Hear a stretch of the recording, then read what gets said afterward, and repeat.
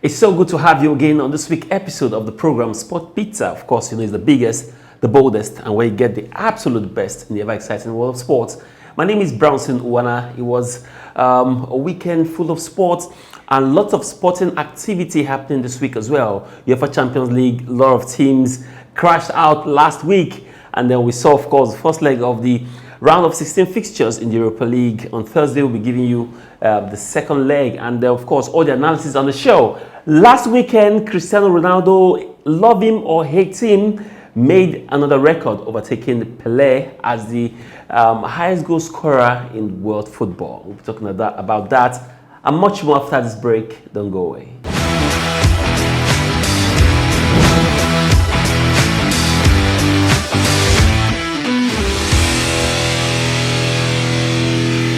Welcome back. Now, Olakunle Philip, my strike partner, makes his return to the show. Olakunle Philip, thank you for joining me today. Yeah, thank you very much, Branson. On top of the day to you, and it's good to be back once again to talk sports. And just like you said, a lot of sporting actions took center stage last week, and we saw so many exciting games. And I think I'm very, very excited about the game involving, Leicester City and Sheffield United. When you see your fellow countryman making you proud, scoring as many as hat-trick, and of course, in the time past, we've seen some players scoring hat-trick from Nigeria as well. But it's been quite a long time that we've seen a Nigerian scoring a hat-trick. So I was really very delighted when I saw our own Kelechi Iheanacho bagging a hat-trick. It was a fantastic moment for me, even as a Nigerian. Absolutely. And we hope that Kelechi can replicate this form week in, week out. Now, let's start the show in full. Last week, Cristiano Ronaldo made history in a big way. Now, there have been lots of comparison between Cristiano Ronaldo and Lionel Messi, who is the greatest of all time.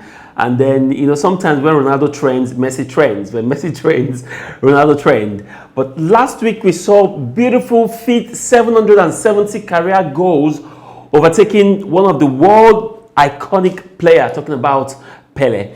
And, he has sent his congratulatory message to Cristiano Ronaldo. What a feat that is for him. Yeah, absolutely. 770 career goals, absolutely fantastic. And I remember someone coming up with an analysis for some young players who are coming up, a player like Kylian Mbappe, he has to score as many goals as possible for a certain, probably 2 decades, to be able to equal or surpass the record set by Cristiano Ronaldo. It was really amazing for him. I wasn't happy about a fortnight ago when the aspersion was being thrown at him for the crashing out of Champions League. The Champions League, as if he's the only player playing for the old ladies. It was really a very sad one. But then the record speaks volume of the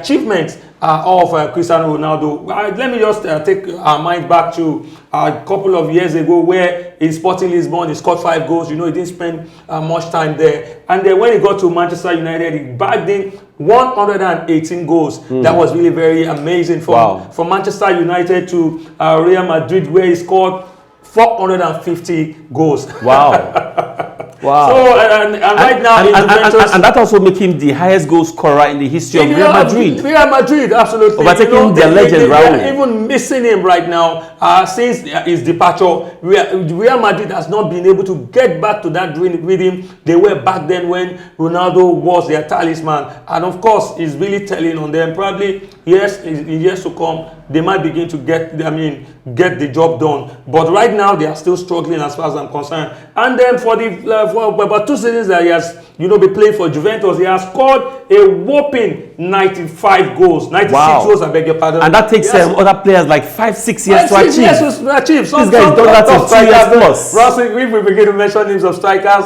who hasn't even scored, who has been in existence for over a decade right now, and has not been able to score as many as 200 goals, you'll be shocked. But yes, Cristiano Ronaldo scoring as many as 770 goals, and immediately after eclipsing that record, he said he wants to talk about the man Edson Arantes do Nascimento, the one we all know as Pelé. That when he was growing up, he had so much about him, and he was able to watch few of his clips that he still regards him. That's why he doesn't pay too much attention as regards who is the greatest footballer in the history of football and all of that, because he sees Edson Arantes in Nascimento as one of the greatest, and probably even the greatest. So I mean, Cristiano Ronaldo is just 36 years. We can't say just. How can you see a man of 36 years scoring as many goals as, scoring over 30-something, 40 goals in a season? Wow.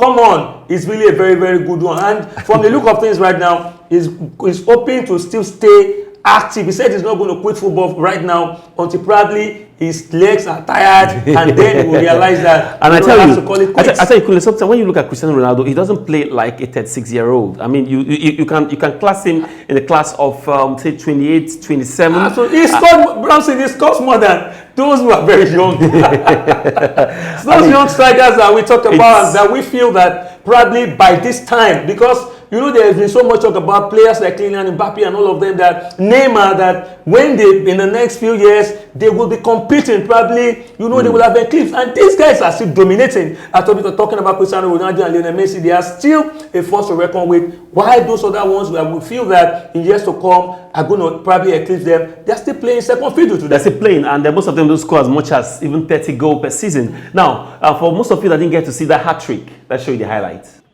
Ronaldo! Unmarked in the middle. Out came penalty Juventus. Fantastic response here from the champions, and from that man in particular, to Ronaldo.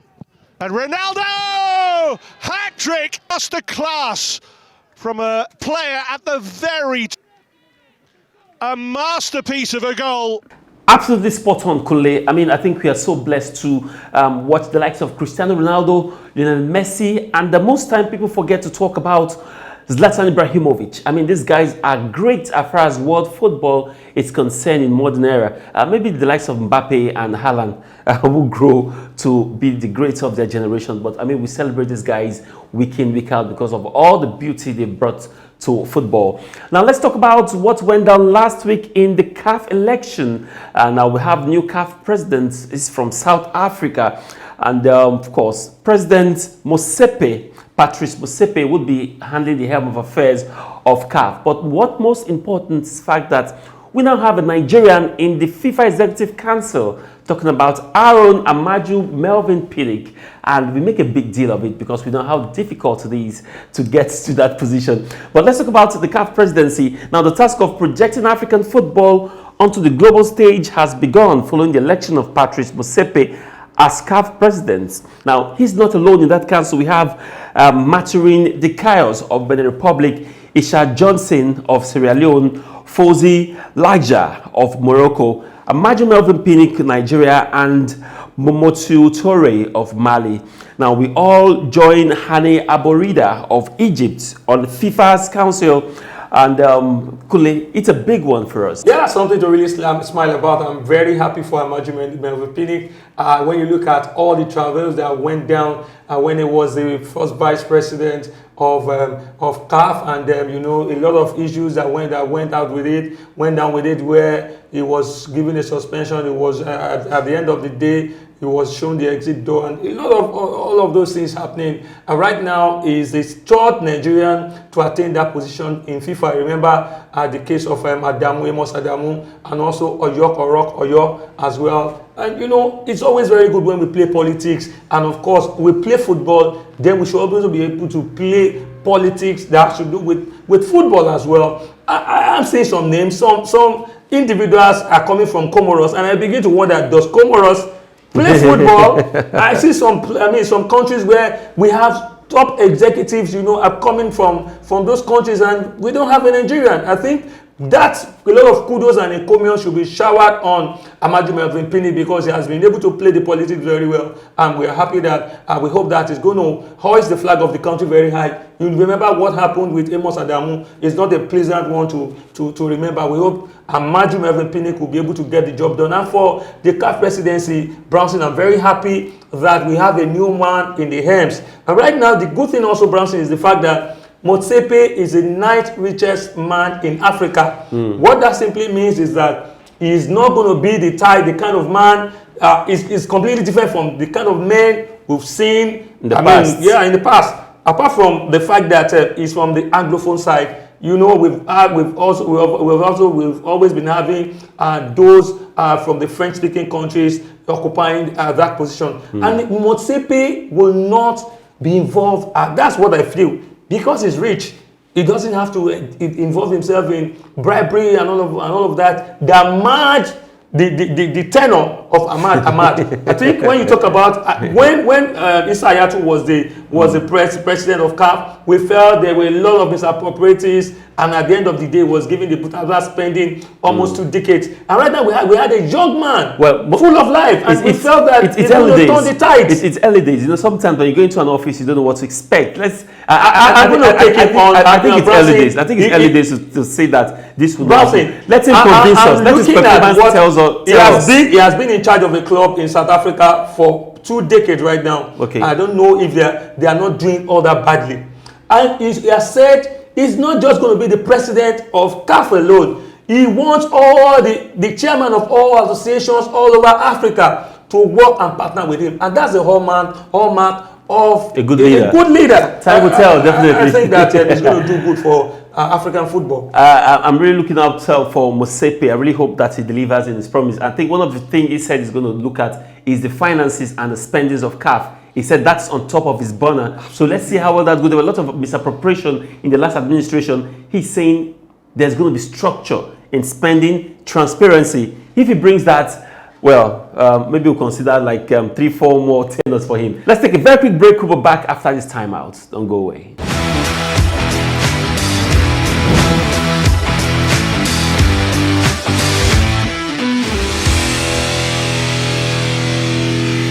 Welcome back. Now let's talk about the Super Eagles, the AFCON qualifiers that would be coming up this month. It's a double header. Now the first one will be away from home against Benin Republic, and the big one right here in Lagos would see Lesotho be our host at the Teslim Balogun Stadium. I'm sure Lagos fans are bracing up for that. Now to that effect, Super Eagles of Nigerian coach led by General Rhor released a list of players that would be prosecuting this game. Now on the goalkeeping department, we have Madika Okoye, Uzoho, and Noble. Now, let's run through the defense line. William Troost Ekong, Kenneth Omeruo, Leon Balogun, Chigozia Wazim, Jamilu Collins, Sanusi Olaina, and Tyrone Ebuehi makes up the defense line. I think the defense, very exciting players, and I think all those guys in defense really deserve to be there. Now, in the midfield role, we have just 4 players invited.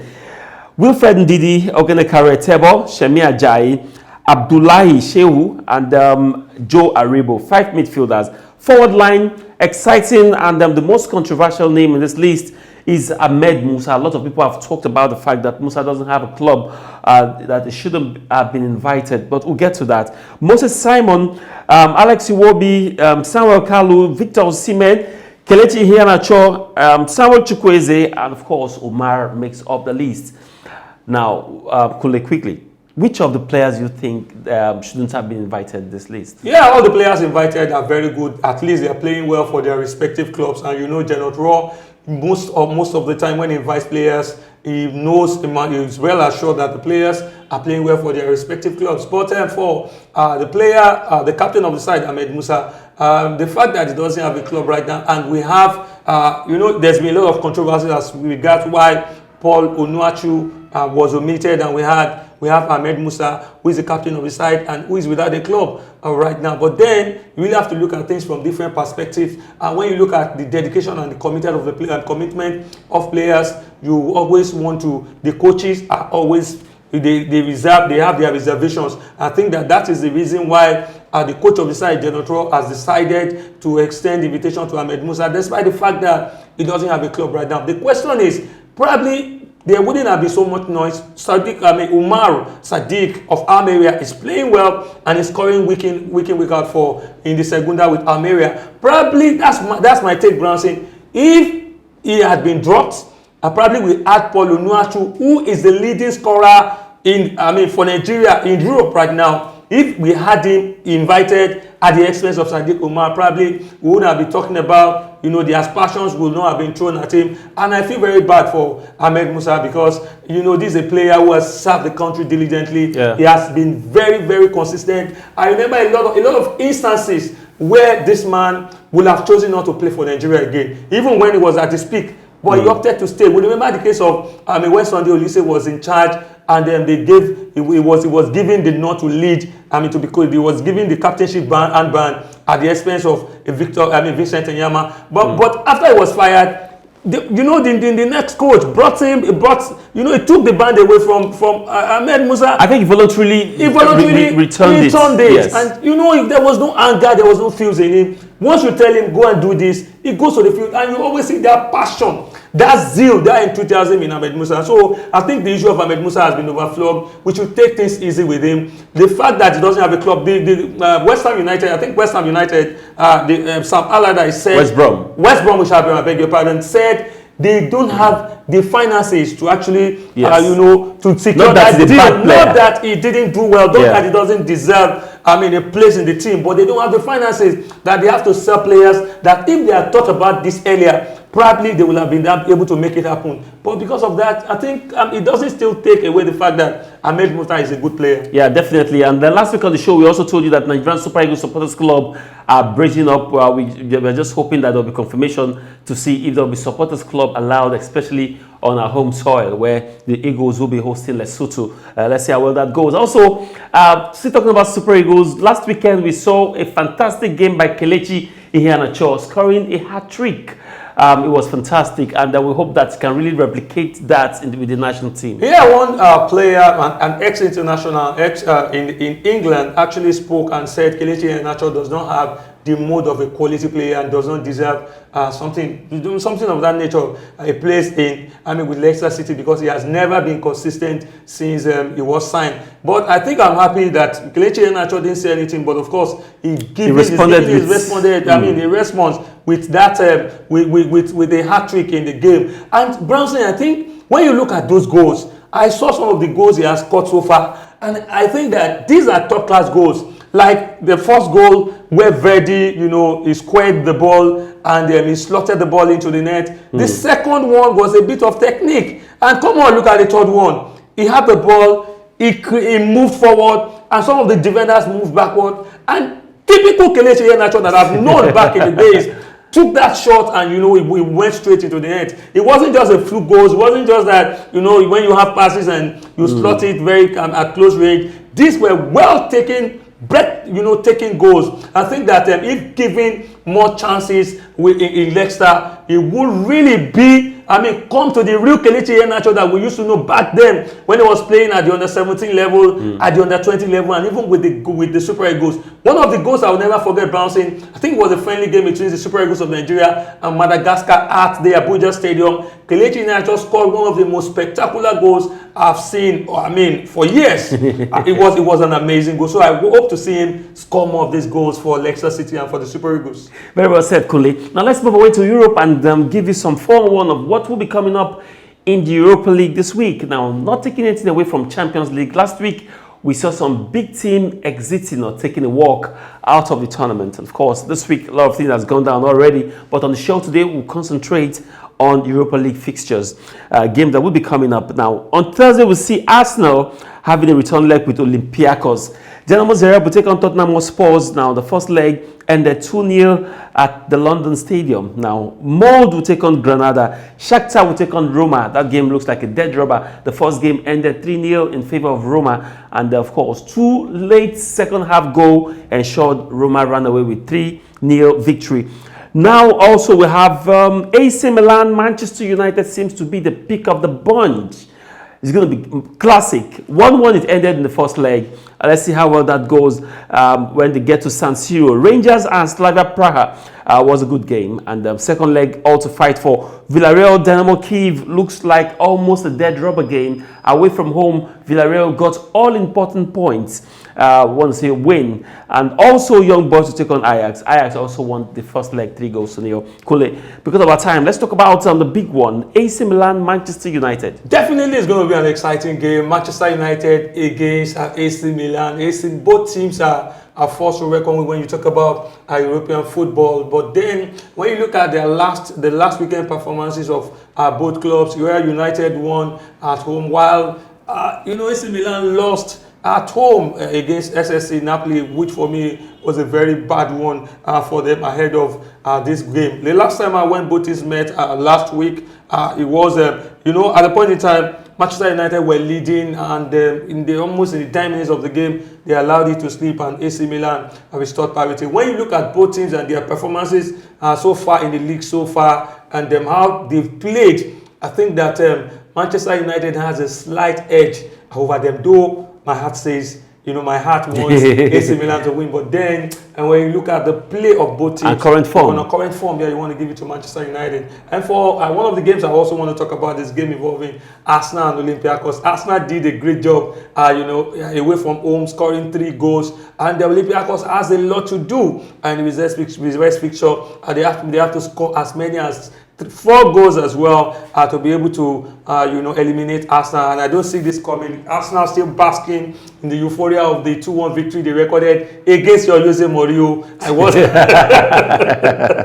It was a sweet victory for them, and then this is one of the games to prepare them. And the coach of the side, Mikel Arteta, has said he has his concentration more on the Europa League than any other tournament this season. So it's not a game they're going to toy with, and I think that they will get the job done. All right, because of time, I'm not going to respond to that. I wanted to ask where Arsenal is on the table. It's not even where Arsenal. But I will not give you that today. It's a discussion for another day. No problem. Now let's talk about Gabriel Muguruza. She has done so well as far as tennis is concerned. Now last weekend, the 2-time Grand Slam champion Gabriel Muguruza claimed her first WTA title in almost 2 years after winning the Dubai Championship. It was a fantastic game indeed, and congratulations to Muguruza. Now in the Formula One, the preseason will be beginning soon, and Lewis Hamilton is talking tough. Now, world champion Lewis Hamilton says rival Red Bull will be a different animal in this year's title challenge. Now, the Red Bull Max Verstappen was fastest after testing in Bahrain, which hosts the first race on from 26th to 28th of March. Mercedes driver Hamilton says, and I quote, "Red Bull have had some really good running. Both drivers have been looking strong as far as the testing series is concerned." But quickly, I mean, it looks like Mercedes are still talking tough, but Red Bull feels the dominance of Mercedes has to come to an end. Yeah, I want to agree with Lewis Hamilton, because in the testing you could see that it looks like Mercedes might be having problems. They talked about the fact that the gearbox is a big problem for them, and when you could see that they were not really at their best in the testing. And then for Red Bull, they've been talking tough ahead of this season. They have to bring in experts to really work on their cars. It's been their cars that's actually been their problem over the years. So this time around, you could see in the testing Verstappen and the other man who was brought in as a driver have actually been doing well. So that's why Lewis Hamilton is trading the path of caution, and it feels that it's good that the cars are developing faults at this time, so that in the preseason, so that before the real events begin to unfold, they will have been able to work on the cars. But really, from what I've seen so far from the testing and all of that, I think Mercedes are going to give Red Bull, I beg your pardon, are going to give Mercedes a good run for their money. Now, I personally want to warn Red Bull, as a professional, if you don't know how to play the mind games, you would be in problems if you want to take Hamilton seriously. Welcome back. Olakule Philippe, I mean, this is the saddest part of the show where we have to go. Yes, we have to go, Brownson, and it's really been a very exciting one, a great time out here. And we hope to be back next week. Well, by that time, the UEFA Champions League, Europa League, also many sporting actions will have unfolded. And we'll be here to give the viewers, the viewers, what they need to hear. Definitely. And don't forget to follow us on all our social media platforms currently displaying on your screen. Now, special thanks to all those that have been following us on our social media platforms and also dropping comments. We appreciate you a lot. We want to get more of that. So right now, follow us on all our platforms. We'll be so glad to hear from you. My name is Brownson Uwana. Enjoy the rest of your day.